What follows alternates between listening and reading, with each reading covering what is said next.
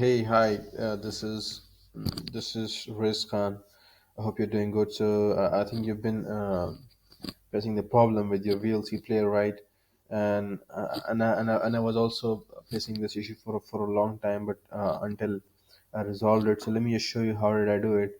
You'll see a bunch of ways where you're unable to actually resolve the problem. But let me just show you how did I solve it. So my folder is actually you see most of the times the problem you face is because of the directory where your actual VLC file is located in. So what I'll suggest you is to just copy it from that place and paste it on the desktop or somewhere near to the C folder. I mean somewhere where it is where the directory is crisp and short, and then try to play it, and then you will get to know that yeah, it is working. So let me just show you on my PC and help you understand why am I saying that it will work and why it won't.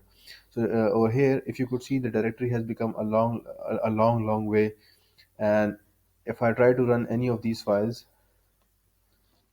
so you see it's not working.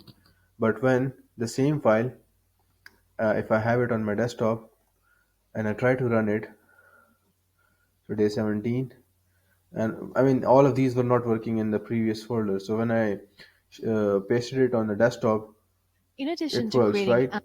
It is working. So you can also test it on your PC and let me know if it works on yours. But I've tried a bunch of ways on YouTube, which I was being told on YouTube and blogs for resolving the issue, but I couldn't, and this was the only thing which helped me resolve it. Thank you so much. Let me know if it helped you. Thank you so much. Have a nice day.